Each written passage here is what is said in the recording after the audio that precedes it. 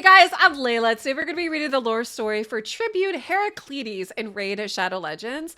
So this guy, as you can tell from the banner on his back, he is the new faction unity warlord champion that we have for the undead faction. That's pretty neat, right? And I really like the way that he looks. I'm curious how he fits in. Honestly, initially when I first saw him, I thought he was Night Revenant.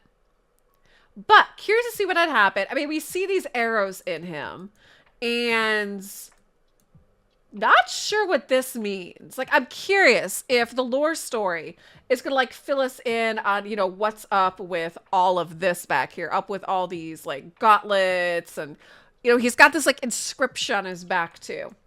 So I hope it fills it in. I haven't checked it out. I was waiting for you to read it together, so let's do that. Before the union of Narses and Ankara and the foundation of Valdemar, Tribune Herakletes, a skinner of dragons, a breaker of fleets, served as King Narses, greatest general and admiral. His was the mind behind the storming of Isla Norska, in which hundreds of Nor pirates in the employ of the Dragon King Empire were put to the sword. His was the idea to mount their heads on spikes as a warning to Valdemar's foes. Herakletes was also the destroyer of the Dragonking's famous 12th fleet, the Sea Fangs, and slayed their legendary commander, Grand Natulian Iazon Garo. When Valdemar was established as Astrapes as the Dragonkin Empire, Herakletes no longer fought his older foes. He did so willingly out of admiration for Narses and Ankara. Herakletes was the most loyal, steadfast, and dedicated of all his monarch servants. He named his firstborn son and daughter after them, and his belief in the independence of Valdemar outmatched that of any other. In Herakletes' eyes, his monarchs made his people and nation stronger than ever before. Keeping them secure from total domination by the Dragonkin Empire while securing almost total daily autonomy, and he loved them for it more than he hated Dragonkin. Besides his king, a queen, and his family, Herakletes' primary passion in life had been the killing of Dragonkin. His blade, Snakebiter, more than earned its name, for with it the Tribune slew hundreds. His large residences in Valdemar's capital were famously aesthetic, in keeping with his reputation as the quintessential soldier, something he had fought long and sacrificed much for, and worked hard to maintain. He allowed himself a few decorative indulgences, however, hanging the hides of slain dragonkin and mounting their heads. Herakletes had dozens of varieties, specimens with enormous neck frills, sets of long sharp horns, or enormous jaws, with a dizzying array of coloring from jungle greens and rose reds to wheatfield yellows and ice blues. They were an unnerving sight for dragonkin diplomats. Herakletes served faithfully for decades. When Narses and Ankara died and were buried together, he was an aged man, though still strong through relentless training. He decided, however, that his time should end with that of his beloved monarchs.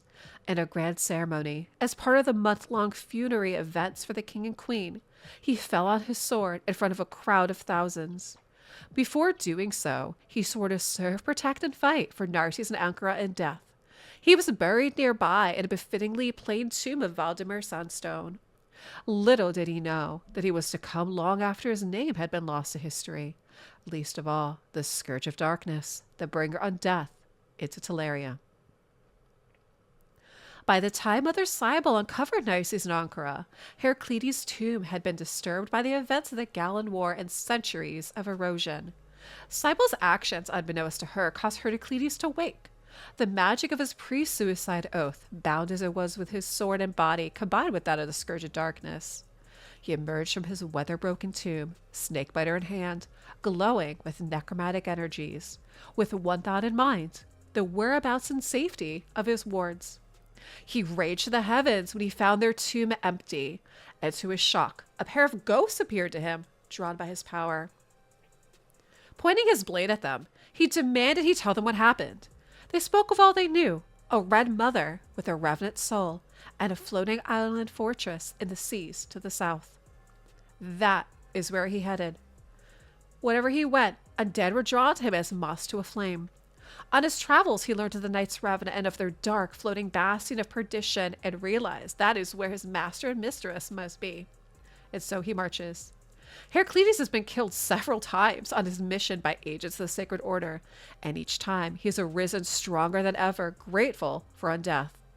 It is though the power of his oath is keeping him alive, that I might learn what it takes to help Heracletes survive for longer, and therefore he's able to complete his task of rescuing Narses and Ankara. He now leads an army of ghouls, ghosts, and skeletons that have been drawn to his power, marching implacably along the seafloor to perdition. Heracles has no idea that his king and queen are guests and allies of Los and Cleth, leader of the cult that bears his name. He may see the Knights Revan as an enemy now, but should his monarchs order it, he will align himself and his army with them without question. But that army by Narses and Ankara is to command, not Cleth's. Okay. Interesting story. I think it does kind of fit. I really like, because like I said, initially I thought he was a Knight Revenant, so I really like how they tie in some things. They tie in Narses and Ankara. They do tie in the Knight Revenant, and they explain how he basically is like the faction unity leader, right?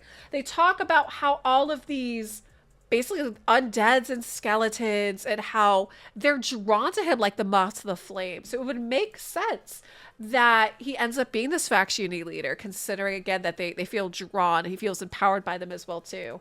I would love to know what you guys think for the lore story of Tribune Herakletes. Drop me a comment down below, and thanks for watching.